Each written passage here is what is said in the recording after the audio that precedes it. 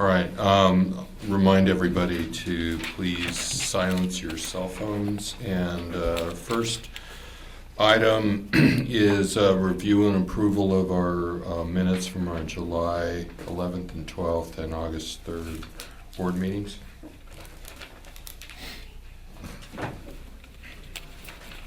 Do we have a motion? So moved. Okay, any discussion or changes? All right. So, Darren, was that you with the do you second? want, are we doing this by roll call? Yes, please. Was there a second? Yes. Yes, sir. Curtis. Thank you. So if we Who could, made the oh, I thought you asked who made the initial motion. Robert did it. so if we will, Susan? Dave Twill, Yes. Darren Mansinek, Yes. Mike Duran, Yes. Curtis Good. Yes. Okay, so minutes are approved.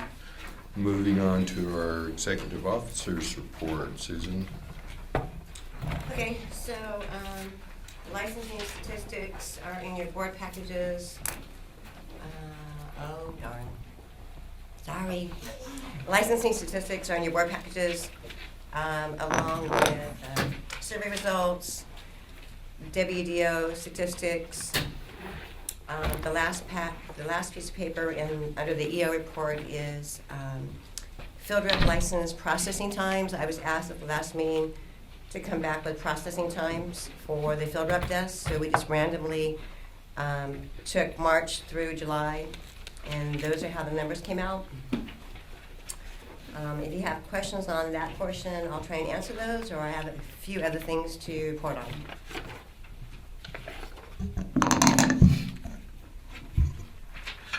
Okay. There was County Agricultural Commission.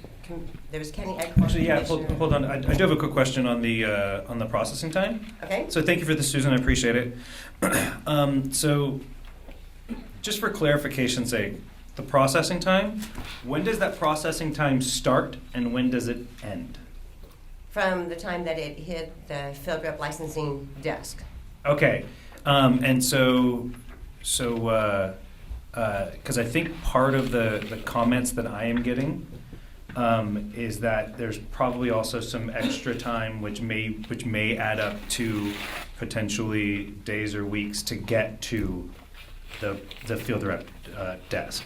And so kind of the point there is all said and done, and it could end up taking, I have been told, and I don't have any hard data on this, but I've been told 4 to 6 weeks to go through all of the steps, in June and July. And so again, I that's just some of the comments that I'm getting. Okay. I don't think that we probably had any applications that were 4 to 6 weeks old. I Okay. can't attest to it, but that would be a very long time for it to. I mean, the mail is open daily and date stamped in, and it goes from that desk immediately to our cashier the same day if there's money attached to those documents. And then the only time that our cashier is even behind a few days is like at fiscal year end, because the department actually shuts us down where we can't process anything while they do their fiscal year end processing. So I don't think it was 4 to 6 weeks, but I can't swear to it. Okay. But thank you for this. I appreciate it.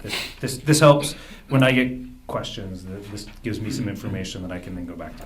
Thank you. Well, and if you get a comment or a concern from an individual, I'll gladly look up the individual and see what the delay was, and from the time that the application hit our office to when they actually got licensed. I'd be happy to do that. Okay. Okay. County Agricultural Commissioner Training. We do that every year in conjunction with Department of Pesticide Regulation. CAC training this year was held from October 3rd to October 5th in Irvine. There was about 85 attendees, and we had 4 board staff members that attended that had not previously attended. So that was really good. Then I have a couple of staffing changes. In regards to staff, Noelle was our cashier. Noelle started with us in 2012. She left momentarily about 3 years ago for a few weeks and then came back. But she just got her accounting degree a few months ago. She has now taken a position with another department in the accounting field. So she has vacated as of last week. We've already started the process to replace her. I don't expect there to be any slowdowns in cashiering because we already have 2 of the individuals that are basically backup cashiers that are already processing things this week. The other staffing change I have is Zoe is in our enforcement unit. Zoe is a part-time staff person who, Robert, she's been with us 2 years? Is that about when we brought Zoe on? About 2 years? About 2 years, correct. Yeah. She has given notice.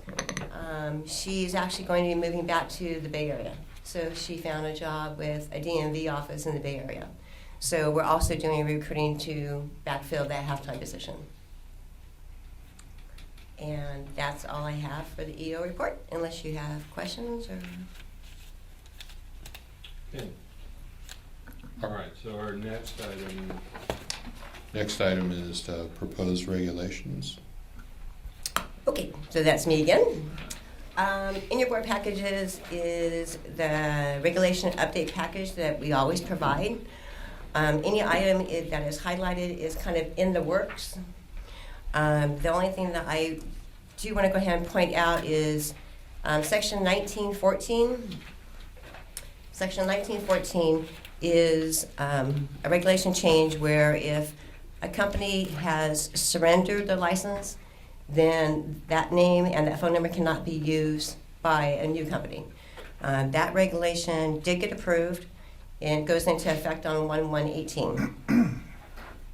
Then the next one in the board packages is 1937-11. 1937-11 is our disciplinary guidelines. That's a huge package. Dave's been working on that for a little over a year.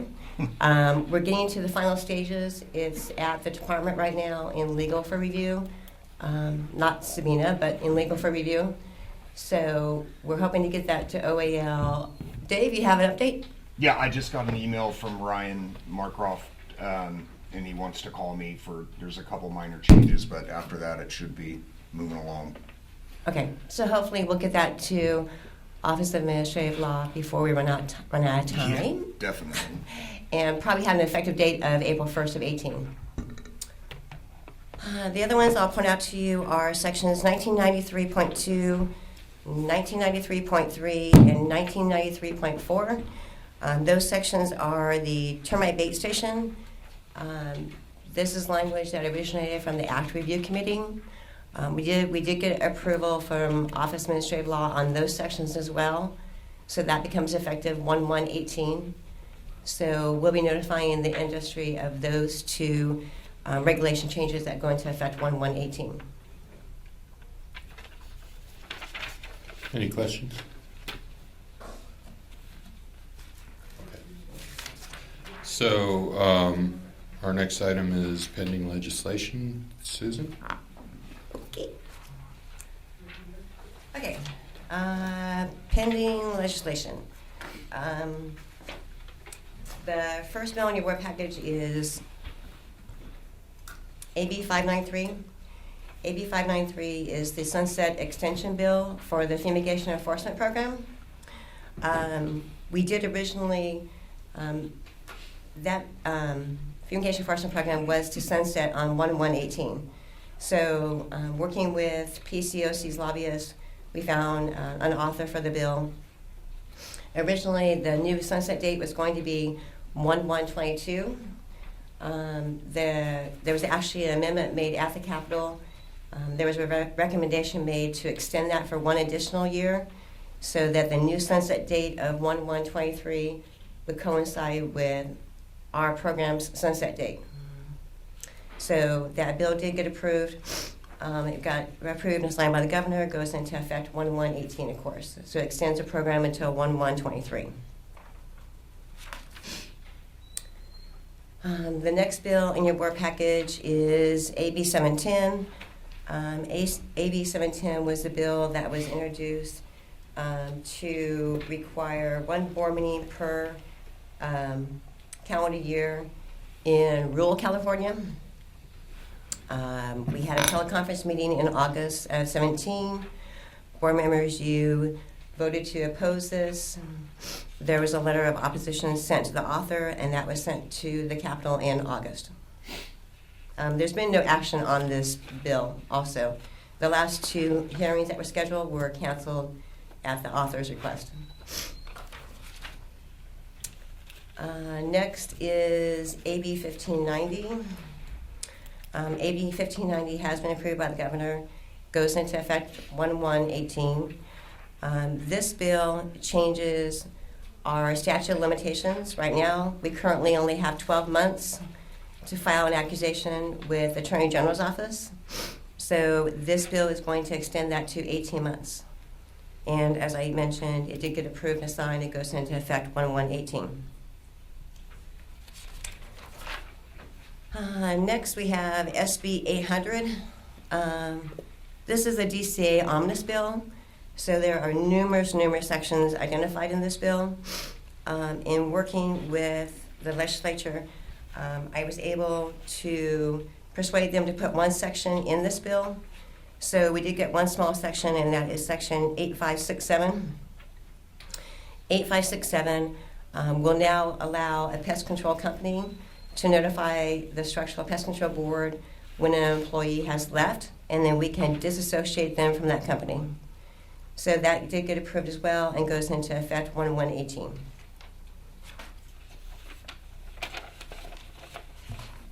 That's it for legislation. Okay. All right, so then any questions? Anything from the public? Mr. Reardon. Mr. President, members, Chris Reardon, Pest Control Operators, California. Hey, I just want to briefly thank this board and your executive officer for working with you over this legislative session. Highly successful. Appreciate the cooperation, and we look forward to the coming year of continuing to update some of the challenges, and I know from the committee that you worked on so diligently. So I look forward to working with you in the future. Thanks. Thank you. Anything else from the public? All right, so we'll move on to review and possible amendment of board policies and procedures. So this is our October board meeting. That's our annual meeting. So we are to review our policies and procedures at the annual meeting every year. So policies and procedures are in your board packages. There are just 3 recommended changes that staff has made. The first is G6.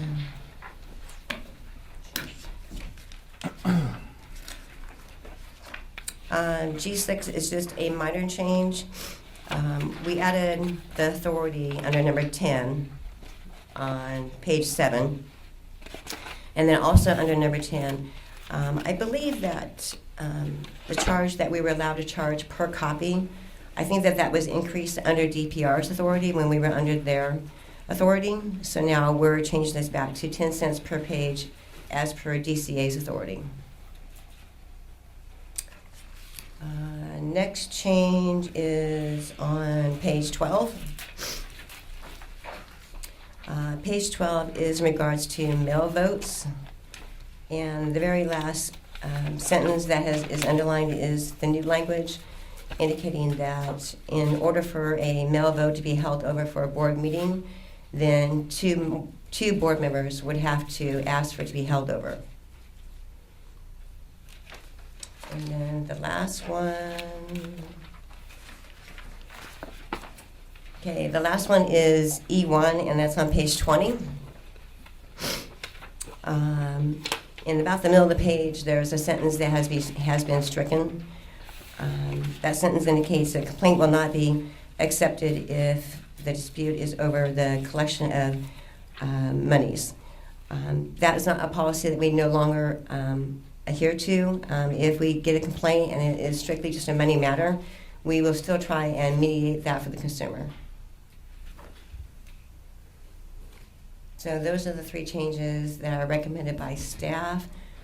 Sabina, I'm assuming that you want an individual motion from each, and I don't know if board members have other recommended changes. Correct. The only suggestion I had was in the second, the mail vote one, you might consider adding the word minimum of 2 votes, not just 2 votes. Oh, okay. That would be my only suggestion.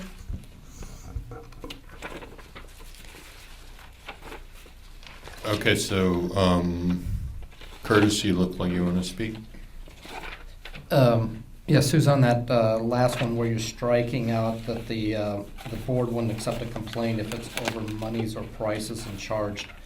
Were most of those cases involved between industry, branch 1's with relationship to branch 3? Most of them are not. They're not. No. Okay, Rob, do you but agree? I would say the majority is in regards to a consumer and the company. Yeah, majority of them would definitely involve just the consumer and the company. We rarely see anything with respect to companies complaining in that regard, so.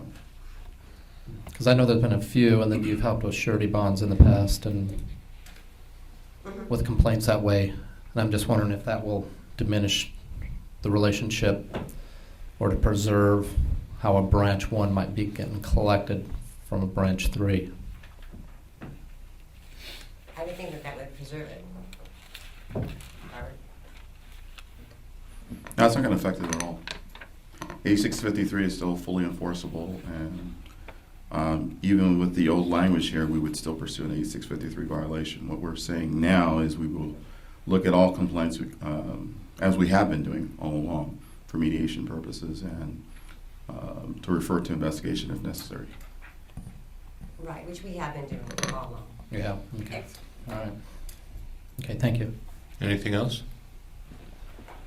Anything from the public? Okay, and Sabina, is it correct that we should do each change separately? Is that the question?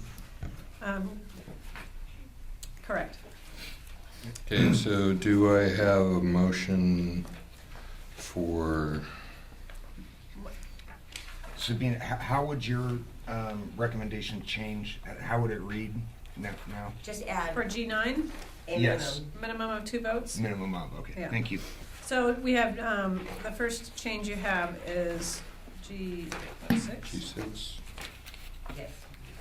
Okay, so do we have a motion to adopt. motion to adopt the change as indicated for G6 on page 7? So moved. I'll second. That's move to approve, right?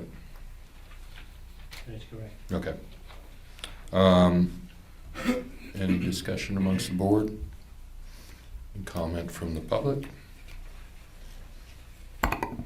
Please conduct a roll call vote. Dave Twile, Yes. Darren Van Steenwyk, Yes. Mike Duran, Yes. and Curtis Good. Yes. Okay, our second item is G9. Not sure what page that is yet. 12. 12. Page 12.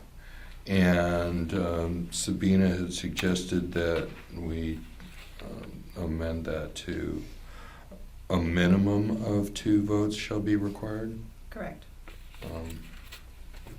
and the rest of it as follows. So do I have a motion to approve that?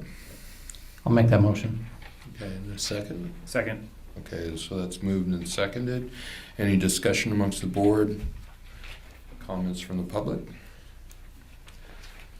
Susan, would you conduct a roll call vote? Dave Twile, Yes. Darren Van Steenwyk, Yes. Mike Duran, Yes. and Curtis Good. Yes. All right, and then our final item in this section is E1, page 20. Do I have a motion to approve that? I make a motion to approve. All right, we have a second? Second. All right, so that's moved and seconded. Any more discussion amongst the board? Comments from the public? Okay, Susan, please call. I'm sorry, second was Mike Duran? Yes. Roll call, please. Dave Twyell, Yes. Darren Van Steenwyk, Yes. Mike Duran, Yes. and Curtis Good. Yes. I almost said C. Following from our closed session, so. All right, so we've concluded that section. We'll be moving on to our regulatory proposal for amendments to CCR Title 16, Sections 1950 and 1953, and an addition of CCR Title 16, 1950.5 on continuing education for integrated pest management. So, is this Dave, you wanna? Yeah, so walk this us is through the, this? the proposal that was recommended by the Continuing Education IPM Committee. You know, it's gone through many twists and turns while we were waiting for the federal guidelines. And a couple meetings ago, you guys gave us the go-ahead to bring back proposed language to implement the recommendations. So this is my crack at doing that.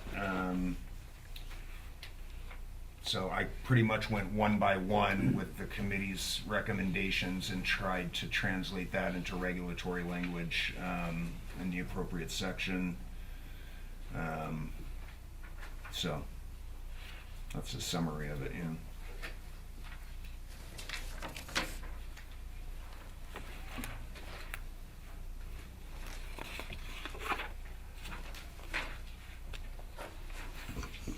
Did you want to go over it by section, section by section, and then Sure, entertain so, any other additional edits or comments or questions? sure. So, the first recommendation was to change the categories from, you know, the existing ones into laws and regulations, application and intervention, and integrated pest management. So they're in the, you know, subsection B of 1950. I added that language, outlining what the categories will be. And then general hours are left not as a category, but as a catch-all, meaning any approved continuing education course can satisfy a general requirement.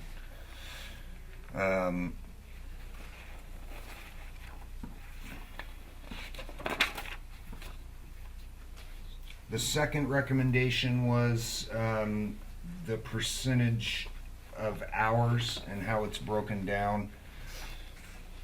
At one of the meetings, I brought back the proposal with some clarifying questions, and I was told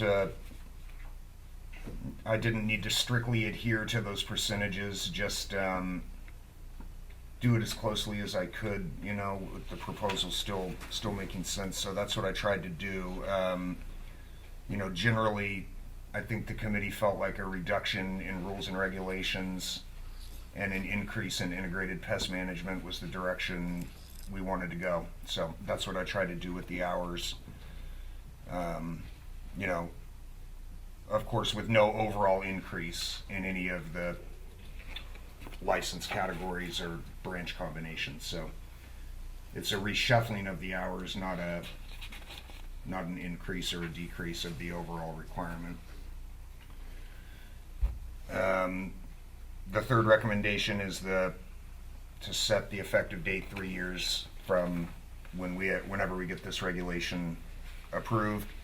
So that's self-explanatory.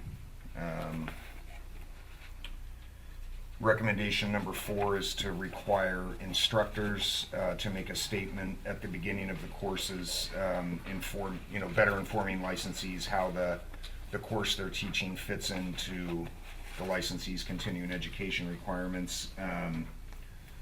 So in 1953, I think.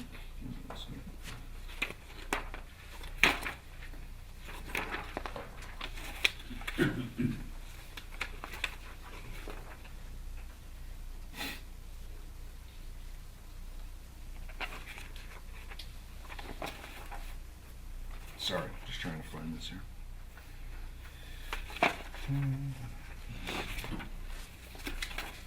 So in 1953, there's language that gives instruction as to the way the courses should be taught. Trying to find.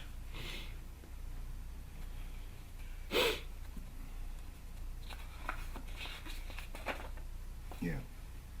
Activities approved as A&I must include at the outset of the activity an explanation of why the activity is classified that way. So.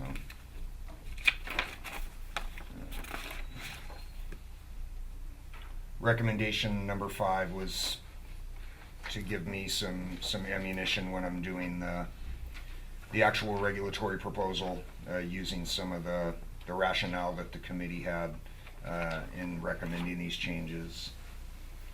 Recommendation number 6 is going to be to change the form associated with approving activities and providers. So assuming the board approves this and asks me to go forward with it, there will be changes to the form that I haven't presented here, but those changes will follow what the regulatory language is. So.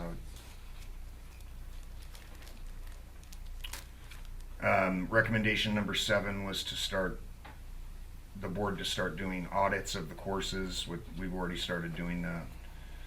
And then recommendation number 8 was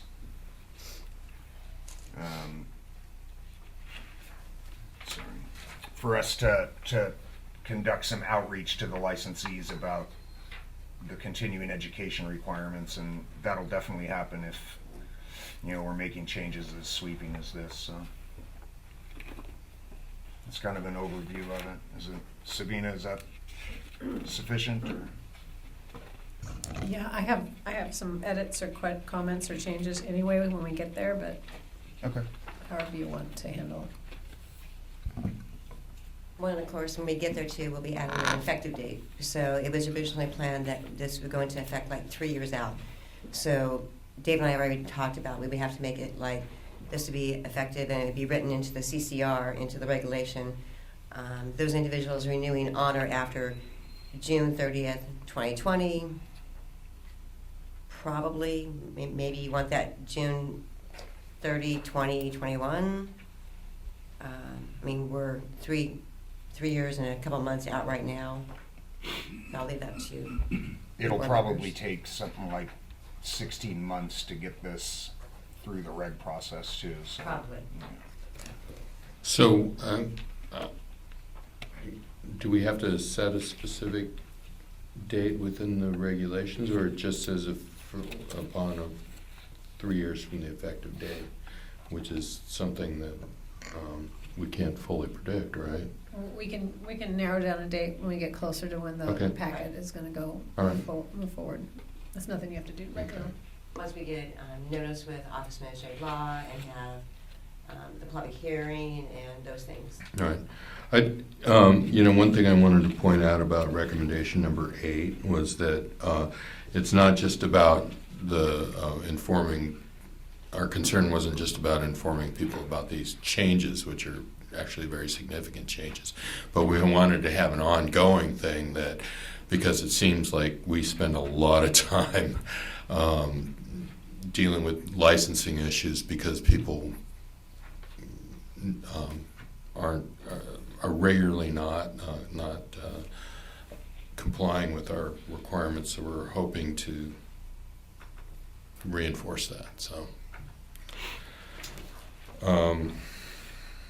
Yeah.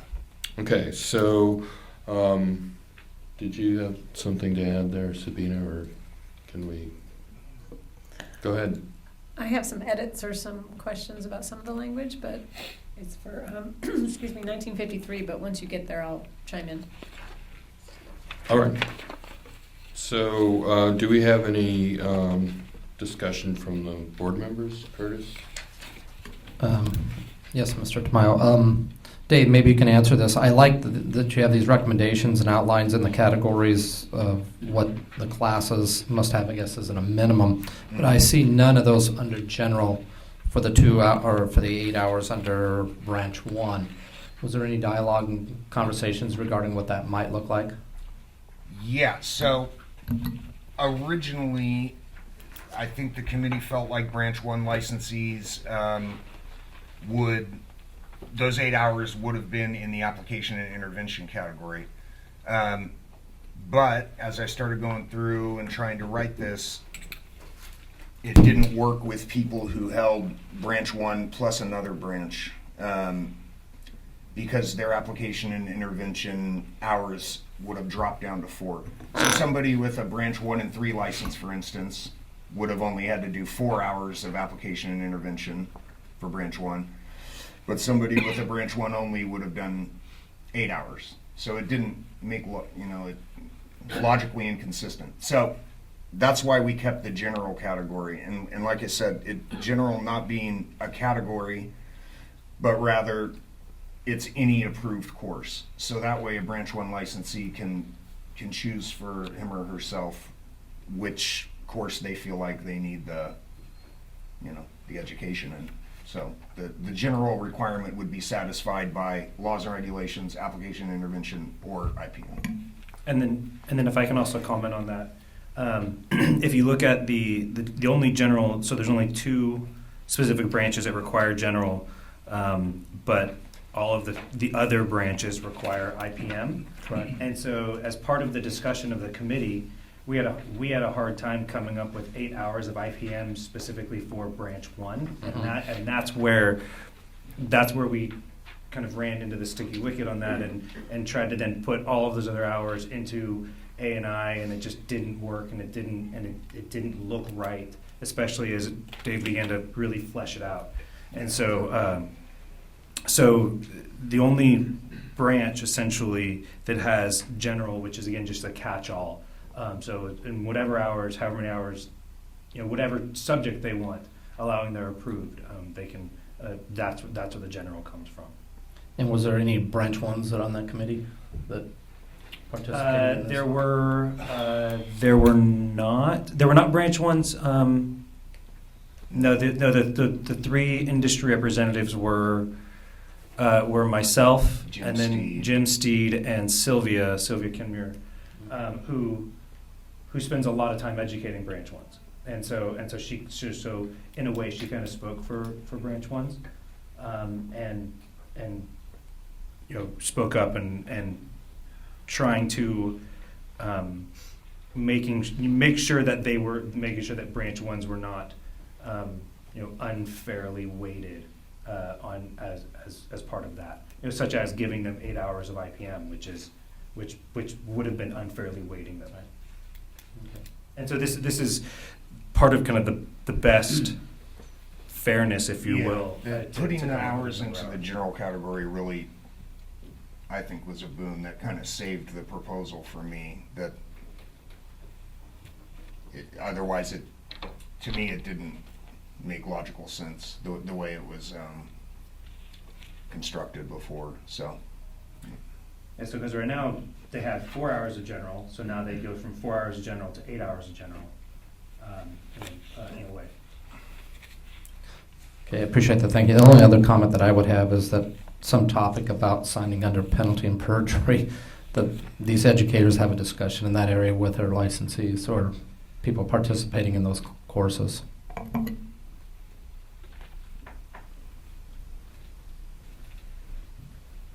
On the renewal, we currently require that on the renewal. Yeah, but nobody reads that. Yeah, so make it more clear in the continuing education Yeah. while it's being taught. Yes, I'd like to see that.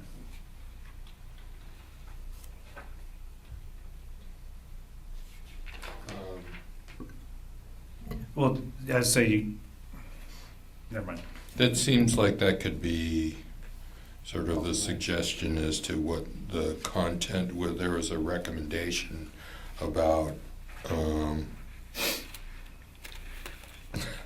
a mandatory continuing education course that outlines continuing education requirements. Yeah. Which, I mean, you know, it sounds ridiculous, but you know, on the face of it, it sounds kind of silly. But that making sure that people understand that requirement, and that could be part of it. Look, if you sign this, it actually means something, and that you can be held accountable for it. I like to see it in laws and regs, yes. What was that? I would like to see that in laws and regs. Yeah. That Just you that want it's that. a huge exercise that this board undertakes every year, and Yeah. people just don't understand the gravity of what they're signing. So are you suggesting a specific requirement that every law and reg course has to have a section about that? Not every course, but I would just like to see some attention brought to that area. And maybe the board itself could conduct some kind of outreach with that. I don't know. Yeah, maybe we could do some with PCLC. I was gonna say the same thing, outreach, because we're gonna have to do a lot of outreach once this goes into effect, into place. Because most licensees, a lot of licensees don't currently comply with current breakdown, so we're gonna have to do a lot of outreach. Thank Okay. you. Any other comments from the board members? I would like to actually really thank staff and the committee members who put a lot of time into this. It was pretty complicated, but I think that it actually is pretty helpful, I think, in realigning that, not just because of the, you know, people are aware of my desire to increase the amount of IPM, but also just sort of shifting to more emphasis on, you know, what do you really need to know to do the job, and instead of, you know, reducing the laws and regs, I think requirement was a benefit, sort of a common sense benefit. So, any comments from the public on this? I'm gonna be brave and stand up. Why don't you come up to a mic, please?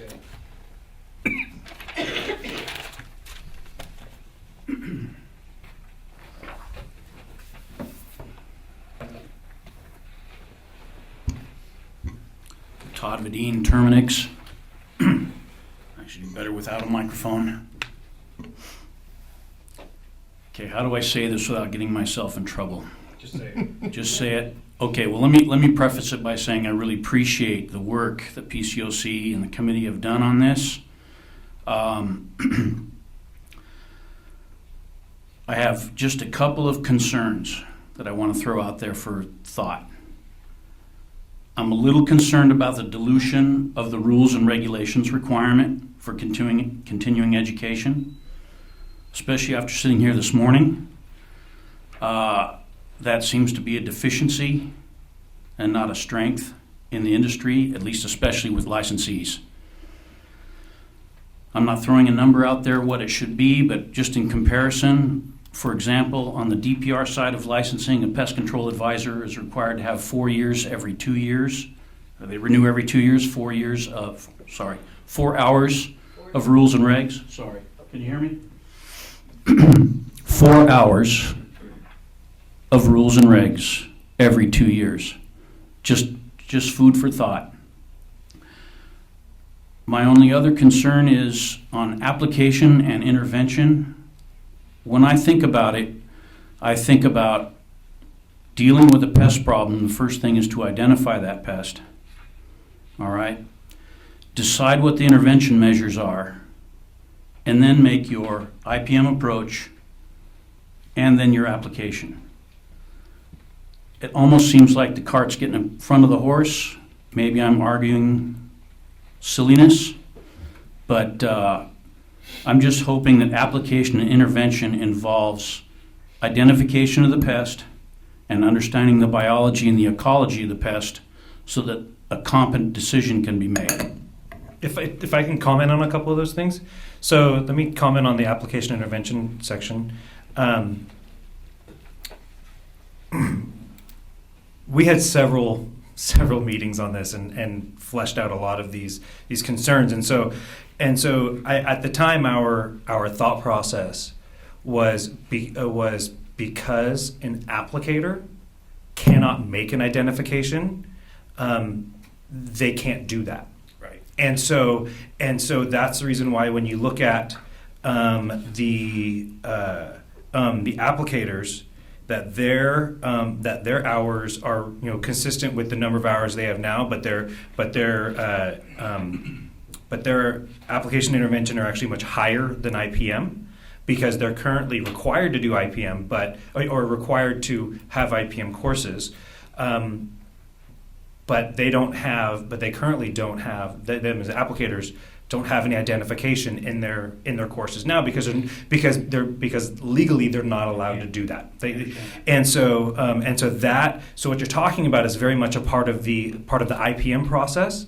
And then it kind of plays into the application intervention, kind of that second half. Part of the thought process is that when you look at the definition under IPM under 1984, kind of divided into two separate sections. One being the decision-making process, and another being kind of the application process. Mm-hmm. And so we use those as guidelines for the IPM section, and then for the application intervention section, which leads into the next comment, which is about laws and regs, and we went round and round about this one as well.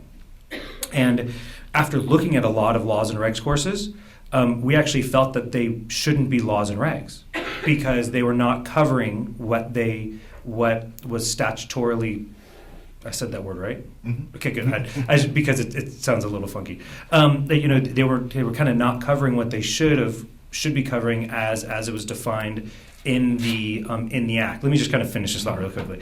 And then so all of that information that we're currently covering in laws and regs is still there. We just recategorize it under application and intervention and out of the laws and regs. That way, because that way we feel it doesn't dilute laws and regs. Because for example, our annual pesticide safety training, people our technicians get all of their laws and regs hours for that, which then dilutes that, because then they don't get a chance to then do or take the courses on new laws and regs, such as something rodenticides or something with pyrethroids, because they're so focused on getting those 8 hours, and they get those every year through their annual safety training and their spill control, and that's it. And so we felt that by actually reducing that and making it much more specific and a little more picky as to what's laws and regs, it actually helps strengthen those up. So that way there is more weight to them, because there's fewer of them, and then also a much smaller kind of category as to what fits into that. And so Dave, I don't know if you have a. I was just going to say, we had providers in the room, and the feedback we were getting was there was not enough rules and regs to satisfy the 8-hour requirement every renewal period. So it, like Darren was saying, things that probably technically aren't rules and regs were getting approved that way by the board, so the supply was there for the licensees to satisfy the requirements. So. And that's fair enough. Again, I'm not trying to upset the apple cart. I just wanted to put my thoughts out there, because I think, again, I understand the limitations of a registered applicator and what they can and cannot do. So perhaps they need some more rules and regs. I also think that in general, licensees, especially applicators, field reps, and maybe even operators, as we listened this morning, aren't as versed on their rules and regs as they should be. I'll leave my comments at that. I appreciate your willingness to listen. Thanks, Tom. Thank you. Any other comments? Mr. Sutherland, please come up.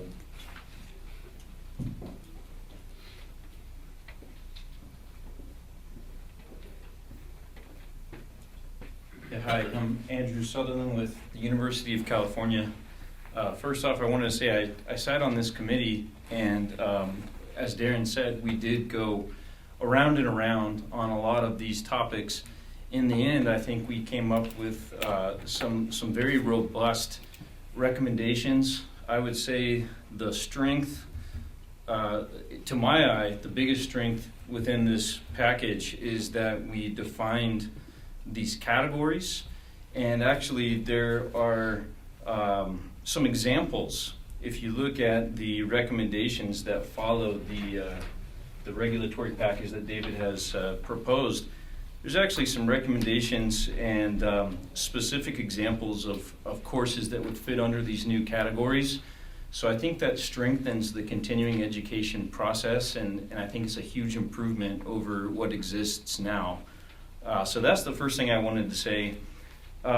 Secondly, I'm a little concerned about this, the new language with the general category, and I'm just now thinking about it because Mr. Good had a question about branch 1 and this requirement of the general category.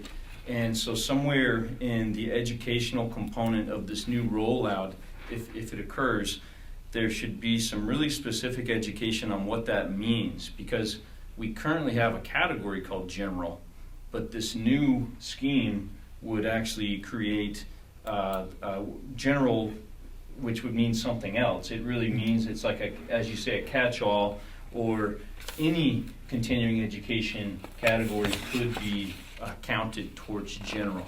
So as long as folks understand that, I think it would be okay. And what we had meant as a committee is for the branch 1 licensee to seek out the courses that would be most valuable to them, whether those are laws and regulations or IPM or applications and interventions. It was really up to the licensee to seek out the courses that would be most valuable.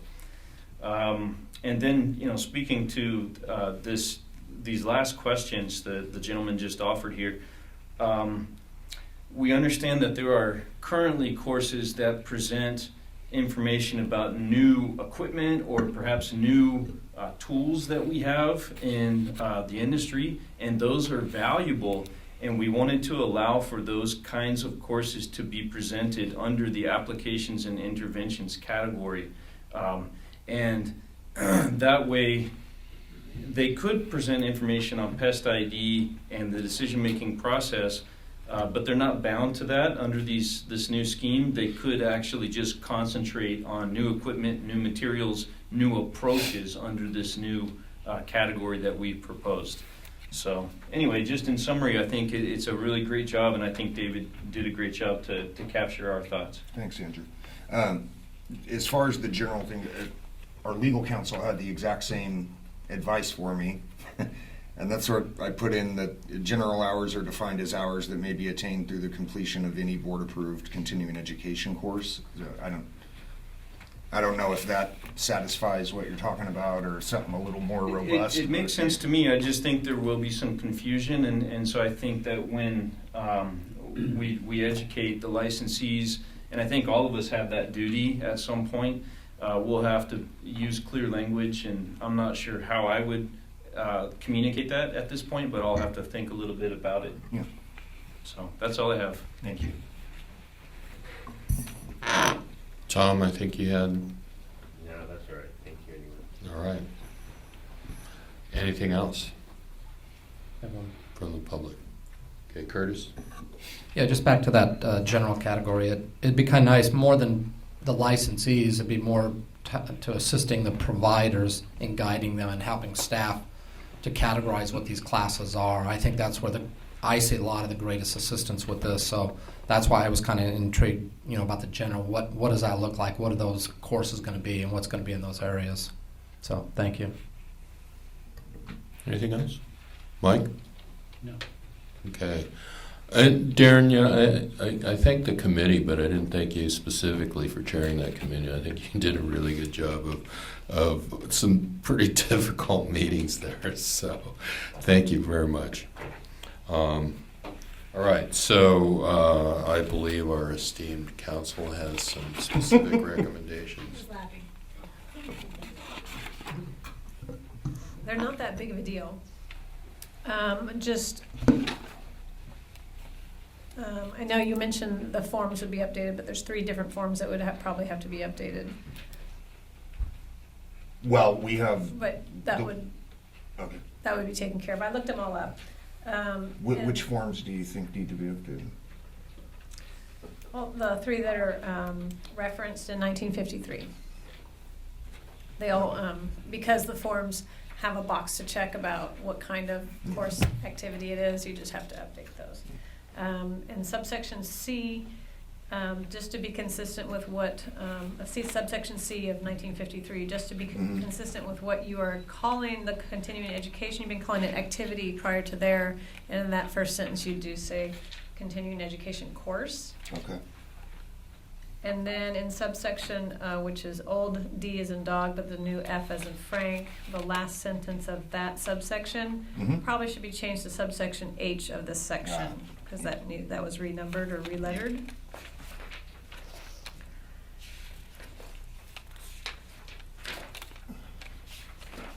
And I think that's it for now. Thank you. Seriously, that's it? Well, she'll have more for me as I write this. And As we go I have through the another hot process. chocolate, maybe I have. Okay, no hot chocolate for you. All right, so, Tom? I did have one question. In all of the activities, when it refers to pest control, I wonder if it should refer to structural pest control, since there are a lot of times that providers try to get courses approved that are general pest control, agricultural pest control, and other types of pest control that aren't specific to structural pest control.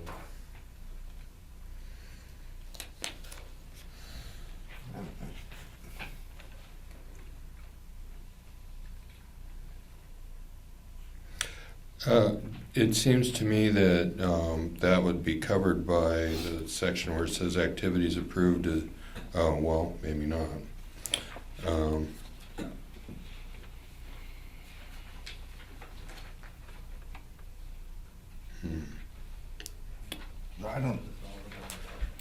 I'm not sure. I guess I'd have to ask Jamie, but I'm not sure she has much of an issue getting courses like that. You know, I'm not. I'll have to ask her, but I don't think we have an issue with agricultural. Well, wouldn't, knowing that pest control is defined in other parts of the Act, Yeah. as well as in 1953 it talks specifically about structural integrated pest management, and in 1984 it talks about structural integrated pest management as well.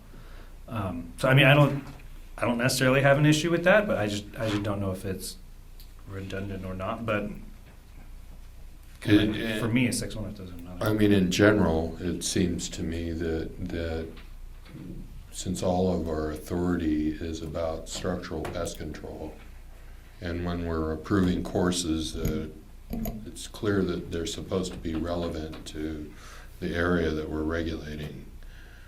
That if we say no, we're not going to give you credit for A&I for cotton pests or something like that, that it'd be pretty justifiable. Is that a reasonable interpretation? Well, I So, bring the issue up because that desk typically comes to me and refers to questions regarding, is this structural pest control? And there are many times that those courses are attempting to get structural credit for things that are not structural pest control. So it is an issue that comes up quite frequently. And the thought is, the old language was, in my mind, pretty clear that it pertained to branches 1, 2, and 3, whereas now you're categorizing things very general in pest control. It might make that desk job a little bit harder in trying to establish in that relationship between the providers that what you're trying to get approved as general pest control doesn't apply because the law doesn't allow that. But it should be clear in my mind that it says structural pest control. well, since we have a definition of integrated pest management that's specific to structural pest control, that would cover questions about whether an IPM category should be approved or not. And then we do have specific language that says activities approved as A&I shall be specific to the branch or branches of pest control that the course material covers. And then the definition of laws and regs also actually has the word structural pest in there.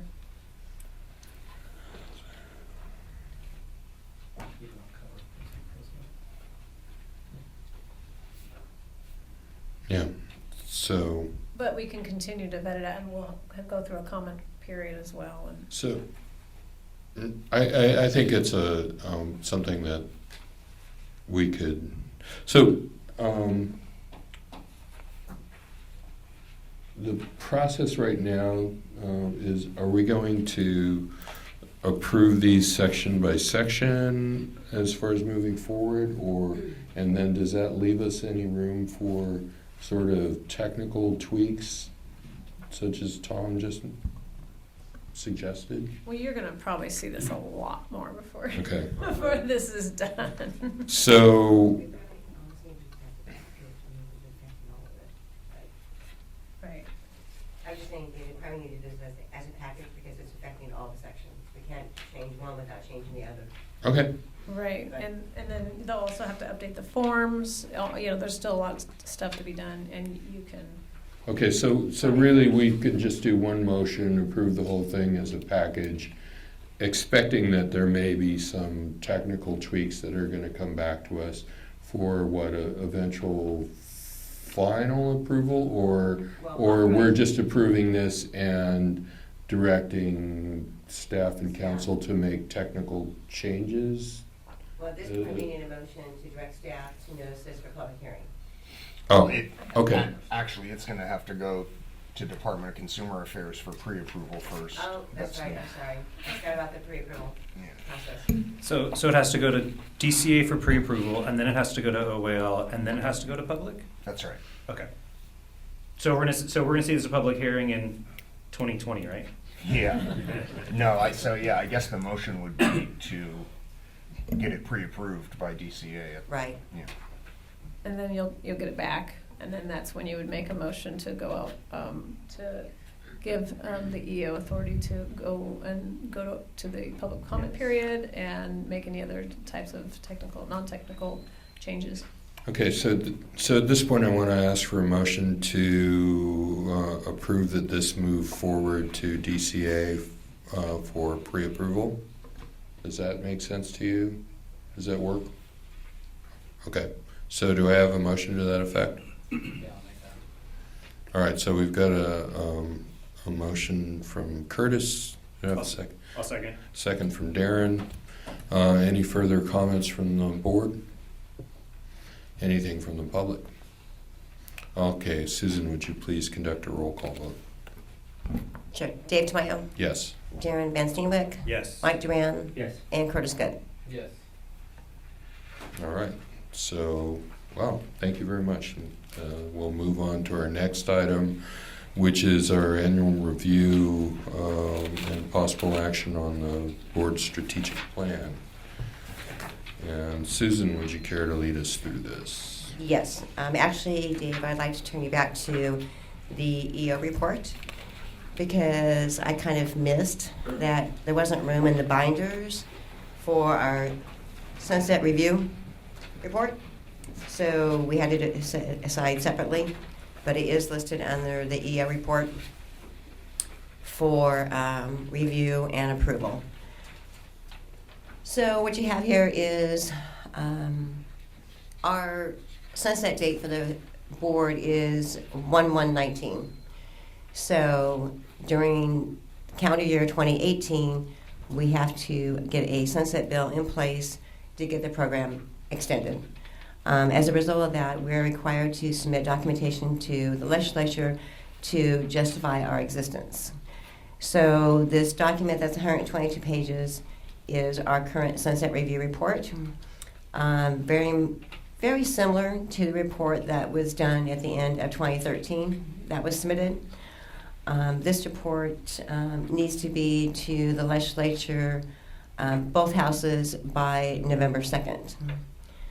What you see there is very, very similar to what it will be in final print. Unless you have changes, the only change that I foresee coming is the front cover. Currently, this is what it is in color, but of course, the department is going to do graphics for us and put our SPCB and the colors and et cetera on here. They're waiting for approval for me to get it to them to make that happen as well. So if you have questions. Yeah, just a quick question. So on page, where is that?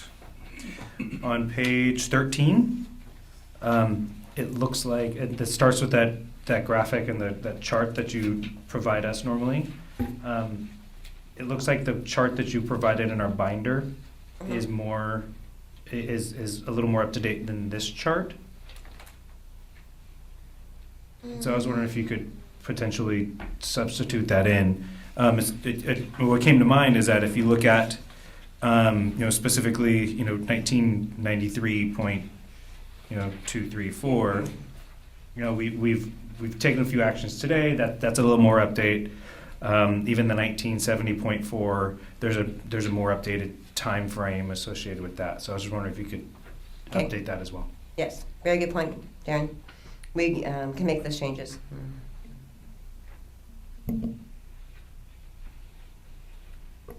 Anything else? Anything from the public? Okay. So, Susan, you want to move on to the next item? So I need a motion to approve the sunset report with Darren's recommended changes and to submit it to the legislature and move forward with getting a sunset bill next year to extend the program. I make a motion. I'll second. Okay, we have a motion and a second. Any further discussion? Susan, comments from the public? All right, Susan. Dave Tamayo, Yes. Darren Van Steenwyk, Yes. Mike Duran, Yes. and Curtis Good. Yes. All right, so that motion passes, and so move on to our strategic plan? Yes, so your strategic plan is in your board packages. We had noted that, again, this is something that we should be reviewing annually, and that's our October board meeting. So your strategic plan is in here, and as indicated in my cover memo, in regards to, I'm just referring you to sections like 4 and 5 of the Sunset Report. So I didn't expect any action on the strategic plan, just something that I'm bringing back to you annually.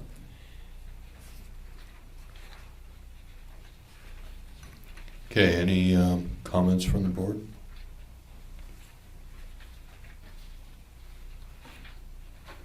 All right, anything from the public? All right, seeing none, we will move on to discussion of the Business and Professions Code, section 8623.5. Susan?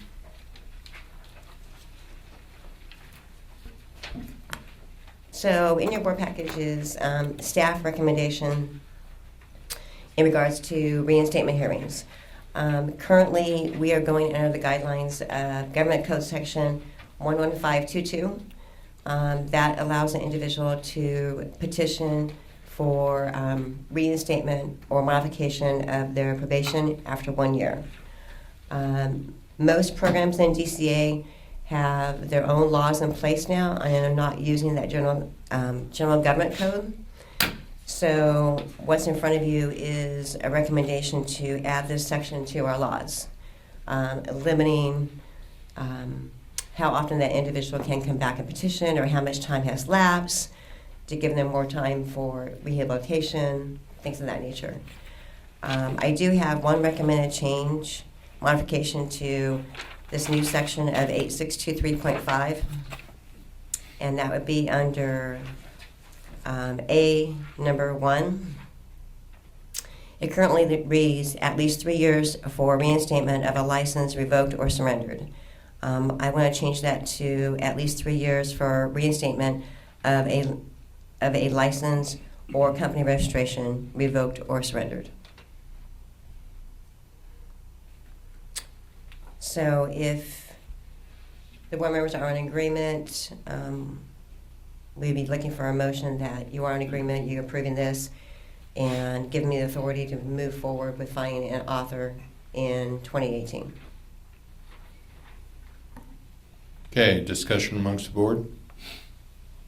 Darren? No? Curtis? No? Mike? All right, anything from the public? Okay, so do we have, can I get a motion then? So moved. Is that Mike? Yes. Have a second? I'll make it.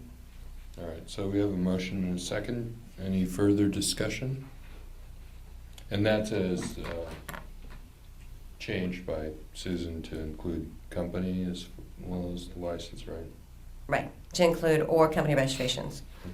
Yeah. And that motion then is to approve this and also authorize me to go forward with finding an author in 2018. Yes. Okay. Okay. Vote, Dave Tamayo, Yes. Darren Van Steenwyk, Yes. Mike Duran, Yes. and Curtis Good. Yes. Right. All right, so we're gonna move to our board calendar. I do have one comment. So in your board packages is the meetings that have already been scheduled. January 2018 is the 9th and the 10th. Christina just confirmed for me today that we will be at the Doubletree in Claremont again, where we were in July.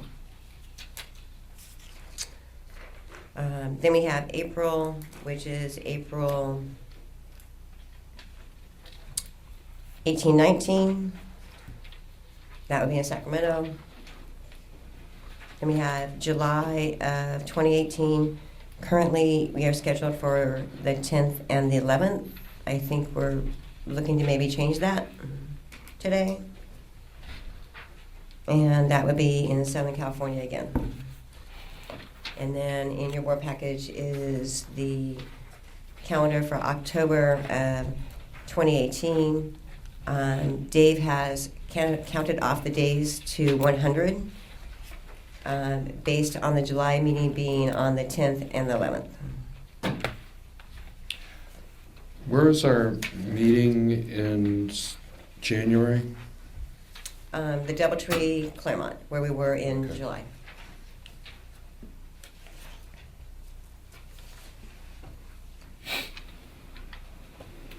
Correct, Christina?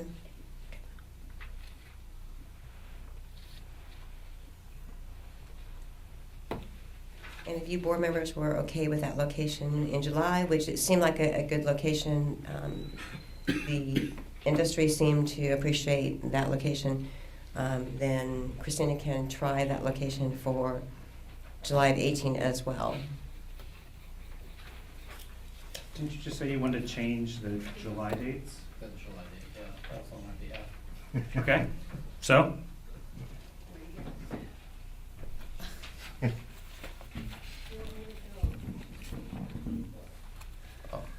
And what are we? We would like the 24th.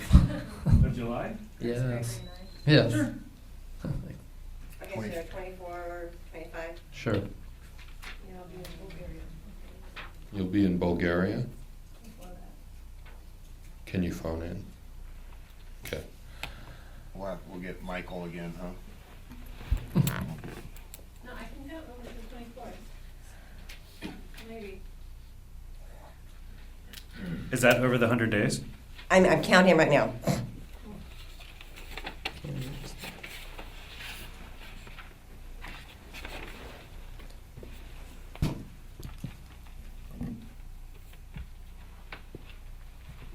Nope, we're at 97. Okay, so the 24th and 25th, or, yeah, 24, 25?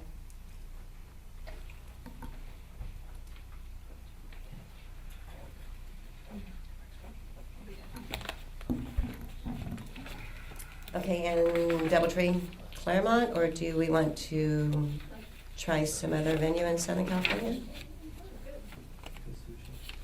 That works for me. We're gonna go again. Okay. I do have a question about the meeting in January. Is there, and I realize that it makes for a long day, but is there any reason we can't do it or try to do it all on the 9th? Melissa, you have 2 petitioners right now for reinstatement? So far, yes. With probably more to come. That's what I suspected too. We have 2 petitioners already asking for January, and she has sent out several other packages. 2 petitioners now. It all depends on when they get them back to us. So, Dave, you were hoping to do an all-day meeting on the 9th? I may need to miss it on 10th? the 10th, but Christina, if we're not with staying... any luck, I won't be the president again. So. Okay. Christina, So if we're not that's staying over on Tuesday night with that many hotel rooms, is that going to jeopardize our contract? I don't think so. The rooms are not included in the contract, so. Okay. And I guess I'm trying to avoid not missing my meeting on Wednesday, but I'm concerned about our ability to get a quorum. So. Absolutely. Well, I would adjust. I mean, if I have to be there, I'll be there. But Okay. Okay. So then for January, we'll leave it as if for now. Maybe we can do all day on the 9th. my request would be that if we can do it all day on the 9th, that we do that. Of course, that also depends on the other members. So I know they need to plan and may have other constraints as well. So, I'm good. I can do that. Mike. I'm good. Okay. Christina, do you have us arriving on the 9th then, or arriving on the 8th? For staff traveling from SAC, arriving on the 8th. Oh, arriving on the 8th? You already have us coming in? We're staying at the hotel for the night on the 8th and 9th right now. Oh, okay. Yeah. I was afraid you thought we were going in on No. Tuesday morning. No, they're pretty accommodating when it comes to the hotel room, so. Okay, good. Okay, then we'll try for all day on the 9th if we can make that work. Okay. Okay, Great. so now we Thank you. have the July meeting finished. The calendar in your board packages. And I just wanted to clarify, we decided July 24th and 25th? Correct. Yes. Cool. That was, And Southern California. Our 100 days, You can just subtract 12 days from the numbers on the October, right, calendar. so I guess we're good for any time in October then. yeah, the 31st would be 100 days exactly, so, in October.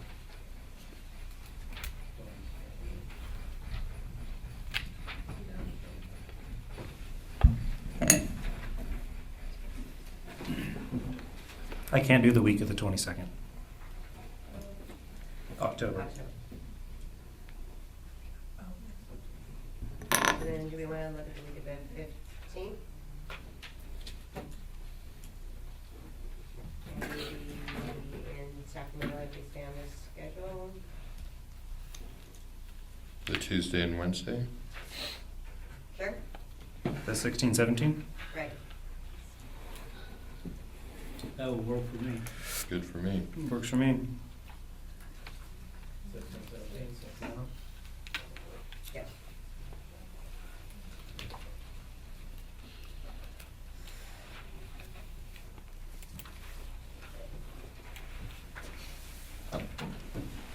All right, so we've got our board calendar. All right, and then, so let's move to our next item, research request for proposals update. There's nothing in your board packages. I just wanted to indicate to the board members that we did submit a draft research request for research proposal to the department. We submitted that to the contracts unit in May. And unfortunately, we do not have a approval on that yet. Do you have a latest update, Christina? I'm hoping to get proposals out to the universities by January is my target date, but that is all dependent on the department as well, working with me and getting the contract set to go for proposal. So she's hoping to have the RFP out to researchers in California by January. Okay. So I wanted to provide board members and audience and industry with an update. I did know just there's been a number of changes in DCA administration. Is that kind of slowing things down as new people get settled in, or is that part of this? Sabina? I don't know. It's just a general question. I don't know. Yeah. I'm not sure. Sabina looks like she's not talking, so I won't press that anymore. All right. All right, so we'll move on to future agenda items. Is there anything that board members would like I'd like to? to see something on the solar pre-treat. I don't know if I missed anything on it, but we did have a committee that was going to look into some changes there. So you wanted an update on I that? wanted an update on it if we possibly can. Okay. Solar pre-treat? Soil. Soil. Oh, Oh, okay. I don't. We have a committee on that. We did appoint a committee to a pre-treatment committee 3 years ago, Dave. Am I about right? Yep. Yeah. Actually, So, Miss Boyle Oh. was the chair. excuse me. Does she know that? Try Eric Paulson. Oh, I'm sorry. You were on the committee. I apologize for that. You should have been the chair. So it seems as if we haven't done anything with that. Well, pretty much the outcome of the committee was that they couldn't prove that there was any harm being done. But I can certainly bring it back and bring back the last notes from the committee and the minutes and things. Curtis, did you? You gonna let us speak about this then? Oh, you can't, Yeah. I don't know about the term harm, but I think it should be reviewed personally. It's an area that's, yes. All right. So Susan, what was your suggestion? Just to I'll bring it go back for the January board meeting. Okay. And the results of the last pre-treatment committee meeting, where we were at that point, Okay. who was on the committee, And etc. all right. Anything else? Any wild ideas from the public? Okay. No. Not feeling it today, Chris. Okay. All right, and Andrew's not here anymore. Good. So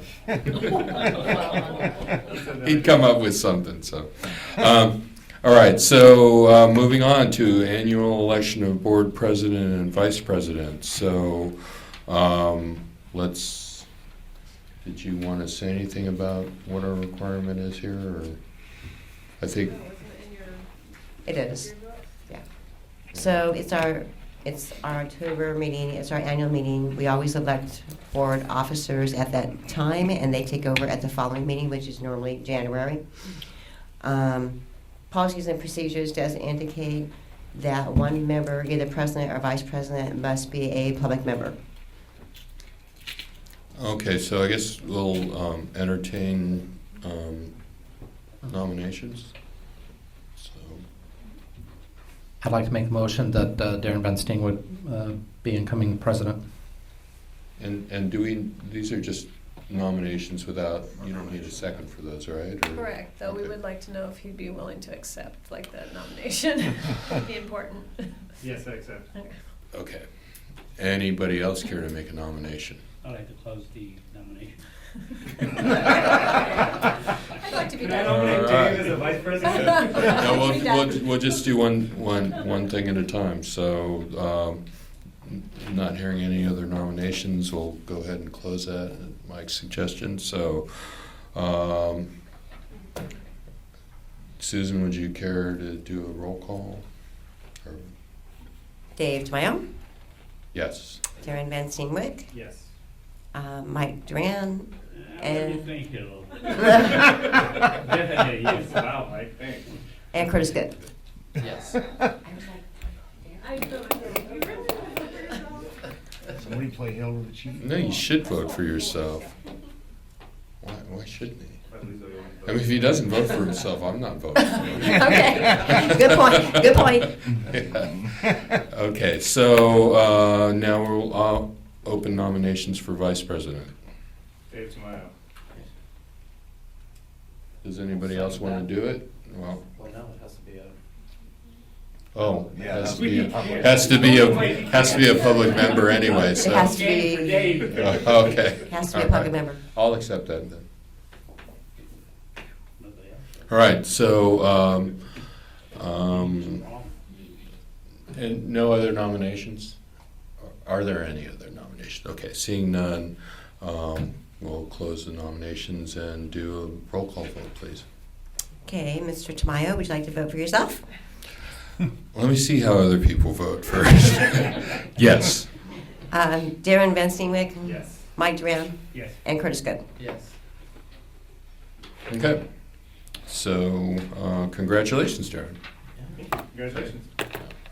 All right, so we've already, Susan has something to say. yeah, go ahead. Sorry, I missed one more thing. I thought you might want to update on the 2017 renewals for individuals who were required to get LifeScan.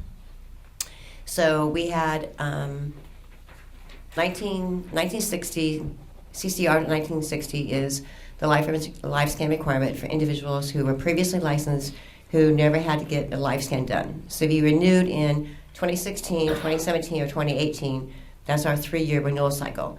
So for 2017, we had 1,600 individuals that were required to get fingerprinted. And unfortunately, that's a little bit of the delay thing too, Darren, because it's just so much influence coming of those influx of those coming in around renewal time. But of the 1,600, we had 211 licensees who elected not to get LifeScan, and those individuals were canceled. So I just wanted to provide you that with that update, and I missed it earlier, so my apologies. Okay. All right, anything else? I just want to say that I want to thank Dave for leading us for the past 2 years as president, and now he's fully qualified to be vice president. Thank you Fully very qualified much. for a demotion. Thank you very much, David. You know, your leadership has been Yeah. outstanding. Oh, well, thank you very much. Appreciate it. So, all right. So we've already done our closed session items, and since we don't have any other business on the agenda, we are adjourned. Thank you very much.